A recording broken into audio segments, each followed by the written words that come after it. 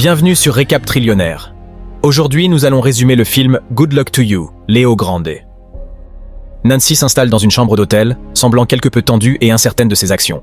Elle prend quelque chose pour calmer ses nerfs tout en se regardant dans le miroir. On frappe à la porte. Après avoir pris une profonde inspiration, elle ouvre la porte et trouve un jeune homme séduisant nommé Léo Grande, la source de sa tension. Léo lui dépose un petit baiser sur la joue et complimente son parfum envoûtant. Nancy écarte le compliment, disant que les femmes de 42 ans ne reçoivent pas souvent de tels éloges. Léo lui assure qu'ils passeront un bon moment et demande un verre pour commencer. En levant son verre à ceux qui sont attirants à tout âge, il prend une gorgée et commente que cela a bien vieilli, sous-entendant qu'il parle de Nancy. Alors qu'ils essaient d'engager une conversation légère. La beauté écrasante de Léo distrait Nancy, rendant difficile sa concentration. Soudain, Nancy demande à Léo s'il se sent dégradé ou rabaissé par elle. Léo lui assure que c'est son choix. Il aime cela et ne s'est jamais senti dégradé. Il s'enquiert ensuite des désirs de Nancy pour la nuit. Nancy veut juste être avec lui, craignant que son âge ne déçoive Léo. Comprenant sa tension, Léo lui donne un petit baiser et la rassure. Exprimant que la tension est insupportable, Nancy insiste pour qu'il procède rapidement. Léo argue qu'il n'y a pas de précipitation et que cela doit être apprécié, suggérant qu'il parle davantage. Il mentionne son talent pour surprendre les gens, mais Nancy comprend cela comme des désirs inhabituels et est dégoûtée. Léo clarifie qu'il parlait de compétences en communication. Nancy avoue sa gêne de n'avoir jamais acheté quelqu'un auparavant. Léo explique doucement qu'il n'est pas acheté. Il fixe un tarif pour ses services et il est accepté volontairement, soulignant qu'il n'est pas exploité. Cependant, la préoccupation de Nancy de décevoir Léo est toujours écrasante car elle n'a jamais eu d'orgasme et croit que c'est impossible à son âge. Nancy a perdu son mari il y a 2 ans et n'a été avec personne depuis. Léo serait le second. Elle n'a aucune attente, allant jusqu'à offrir à Léo la moitié de l'argent s'il choisit de partir. Léo refuse, pensant qu'elle trahirait son défunt mari. Nancy se sent coupable d'avoir fait une grosse erreur et est en conflit, car elle était enseignante religieuse en école élémentaire. Léo continue de la rassurer, suggérant qu'il est temps d'aller se coucher. Un doux baiser sur le cou fait sentir Nancy mieux. Soudain, Nancy s'arrête et dit qu'elle pourrait apporter des pilules bleues légales. Léo n'en a pas besoin, insiste Nancy, affirmant que Léo ne devrait pas se sentir obligé d'être avec quelqu'un qu'il n'aime pas. Léo rétorque qu'il y a toujours quelque chose à apprécier. En découvrant que le partenaire le plus âgé de Léo avait 82 ans, Nancy se sent quelque peu rassurée et s'informe des moyens de lui plaire. Léo loue ses lèvres et son décolleté et tente d'apaiser son malaise. Juste au moment où il s'approche pour l'embrasser, Nancy s'excuse précipitamment pour aller aux toilettes se changer. Pendant ce temps, Léo se prépare, et l'anxiété de Nancy est palpable. Léo sirote un verre et savoure une barre de chocolat en attendant. Finalement, Nancy trouve le courage de se changer. Léo complimente son apparence éblouissante et s'apprête à l'embrasser, mais Nancy se retire, se plaignant de l'odeur du chocolat. Après que Léo se soit rafraîchi, Nancy décide de ne pas aller plus loin, offre de payer intégralement et suggère à Léo de partir. Léo, réalisant que le problème n'est pas le chocolat, la persuade de reconsidérer, surtout compte tenu de sa longue réflexion, et elle accepte finalement. Nancy interroge Léo sur l'opinion de sa mère concernant sa profession, ce qu'il hésite à discuter. Sous pression, Léo invente une histoire sur son travail sur une plateforme pétrolière pour changer de sujet, provoquant le rire de Nancy. Elle devient alors plus bavarde, discutant de la monotonie de ses enfants et de la monotonie de sa carrière d'enseignante, apparemment oubliant leur objectif initial dans la pièce. La conversation s'émousse, et Léo s'enquiert des actions de son mari. Dans des scénarios similaires, Nancy explique que son mari se couche simplement nu, et pendant 31 ans, leur relation est restée banale, sans aucune expérimentation, se terminant par lui tombant dans un sommeil profond. Léo est surpris par ces révélations, et la regarde avec sympathie.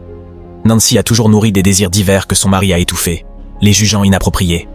En larmes, Nancy se remémore des vacances en Turquie pendant sa jeunesse. Là, elle a rencontré un jeune homme captivant, et son toucher a été l'expérience la plus excitante qu'elle ait jamais eue. Elle a dû rentrer chez elle le lendemain, et le regret de ne pas avoir prolongé son séjour en Turquie la hante depuis. Léo l'embrasse passionnément, menant à une soirée inoubliable. Ils se retrouvent dans la même pièce quelques jours plus tard. Léo exprime sa joie d'avoir satisfait Nancy précédemment. Ayant recherché diverses expériences qu'elle a manquées, Nancy est impatiente de les explorer avec Léo, demandant des répétitions et d'autres activités non conventionnelles. Léo lui assure de leur faisabilité, bien que son ambition de toutes les tenter en une journée l'étonne même.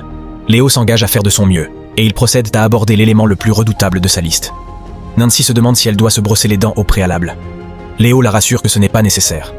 Le téléphone les interrompt, et après que Nancy ait parlé avec sa fille, elle revient visiblement tendue. Léo l'encourage à se détendre et à suivre le courant, et ils dansent. Nancy se plaint des restrictions de son mari et déclare enfin qu'elle est prête pour de nouvelles expériences. Léo la masse, et elle lui demande d'enlever sa chemise.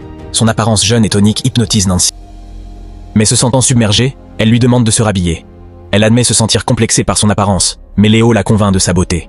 Il suggère un scénario de jeu de rôle qui la bouleverse de manière inattendue. Nancy demande brusquement à Léo de terminer son travail. Blessé, Léo passe d'une conversation à une attitude professionnelle. Nancy s'effondre, se sentant dégradée. Léo propose doucement que sa présence pourrait être davantage pour la conversation. Reconnaissant que les besoins de chacun varient, il la réconforte, soulignant son absence de jugement envers les clients tant qu'ils sont respectueux. Il partage des anecdotes sur ses clients, ce qui encourage Nancy. Lors de leur troisième rencontre, où Nancy a l'impression de se baigner dans de l'eau chaude, elle revient plus détendue et assurée. Elle imite avec humour ses interactions avec son mari, amusant Léo. Nancy couvre Léo de louanges, reconnaissante d'avoir accompli sa liste, et promet de le recommander à ses amis. Léo affirme modestement qu'il ne fait que son travail. Nancy, curieuse de connaître sa véritable identité et estimant qu'il est temps qu'ils se connaissent pleinement, est confrontée à la réticence de Léo, qui révèle seulement que son nom est Léo Grande. Nancy le choque en confessant qu'elle a enquêté sur son passé et qu'elle connaît sa véritable identité. Déçu, Léo s'habille rapidement et lui ordonne de ne plus jamais le contacter. Surprenant par sa réaction, Nancy réalise qu'elle aurait dû respecter ses limites lorsqu'elle utilise accidentellement son vrai nom. Léo devient furieux. En représailles, il avertit que découvrir sa véritable identité ne serait pas favorable, surtout pour une ancienne enseignante religieuse retrouvée dans un hôtel avec un jeune homme. Nancy argumente qu'elle pensait qu'ils établissaient une confiance et pourraient être amis en dehors de leurs arrangements. Léo, révélant ses propres traumatismes et se décrivant comme une coquille de personne pour sa mère, s'en va furieusement, mais revient rapidement pour son téléphone oublié. Dans sa recherche frénétique, il le retrouve, assure à Nancy qu'elle sera remboursée pour le temps non utilisé, lui laisse un bref baiser d'adieu, et s'en va. Nancy, effondrée, ne peut que le regarder partir. Quelques jours plus tard, Nancy apparaît à l'écran, alors qu'elle attend au café du même hôtel. On peut voir qu'elle est assez nerveuse à cause de son attitude sévère lorsqu'elle dit au personnel de l'hôtel qu'elle attend un ami. L'un des employés, qui ne la reconnaît pas immédiatement, s'avère être son ancien élève. Quand Nancy dit « Je ne devais pas t'avoir bien formé si tu travailles ici », la fille est choquée. Léo arrive à ce moment-là. Le fait que son enseignante rencontre un homme si jeune et séduisant éveille les soupçons de la fille. Cependant, Léo gère habilement la crise en déclarant qu'ils se rencontrent pour acheter la voiture de Nancy. Malgré les événements de la dernière session, Léo avait accepté de rencontrer Nancy juste pour parler. Nancy parle de la vitalité qu'elle ressent en vivant tout ce qu'elle ne pouvait pas faire quand elle était jeune. Au cours du mois passé, elle révèle également qu'elle recommande Léo Grande, le maître de la ménopause, à toutes ses amies et que son vrai nom est Suzanne Robinson. Léo, de son côté, avoue qu'il s'est battu, a finalement dit à son frère la vérité sur son travail. Et bien que son frère ne l'ait pas jugé, cela reste une déception pour leur mère.